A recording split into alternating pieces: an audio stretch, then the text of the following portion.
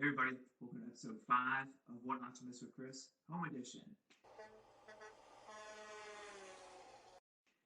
Hey, so you know by now my goal each week is to put out quick, relevant data that explains the why behind the what in order to positively impact the freight community. Last week we spent some time discussing length of hauls data and looked at some equipment type and how those understanding length of haul and equipment type utilization is important and how it affects the freight market. This week, just want to take a couple minutes and share a map here. This is one of my favorite maps to review every day, and it gives you a good breakdown of where freight is and how much freight is in certain parts of the country. So this is a haul map, and it is in a 3D view, which allows you to see how much market share is in each market. So of the 135 markets represented, it shows you where the most market share is and how much freight is coming in versus out. So the taller a market looks here on the map. So for Atlanta, for example, Atlanta looks very tall here. Ontario, California, always a very tall, busy market.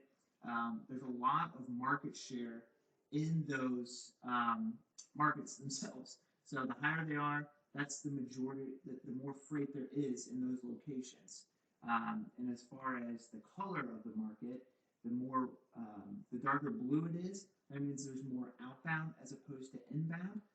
Makes sense given, Ontario over here right by Los Angeles and Long Beach, both ports. So there's a lot of freight coming in. So there's a lot of freight needing to move out as well. As opposed to Atlanta right now, you're coming off of produce, so there's a lot more being brought inbound. So it's more of a consumption market currently. So, like I said, these things are really good to know right now because it helps us get a better gauge of which markets are hotter and which markets are colder.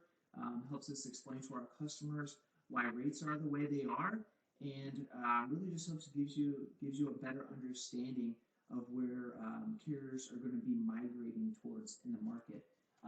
Middle of the country here, Joplin, Kansas, Hutchinson, Kansas, Memphis, Tennessee, Louisville over here. These are, this is a big area of blue here. That means there's a lot coming out of that area. So more than likely, there's a lot of carriers migrating towards that market, as opposed to some of the areas down here.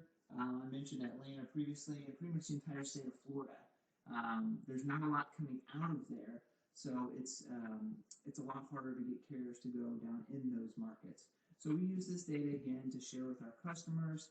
We communicate this data amongst our reps to make sure that they can have good advisory conversations and advice, so that we can together as a freight community have a better understanding of what's going on a day-to-day basis. So this is this map I wanted to share with you today.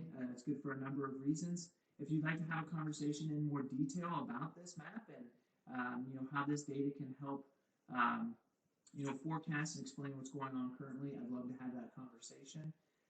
Again, this has been What Not to Miss with Chris. My name is Chris Seeds. Thanks for joining me here at my home.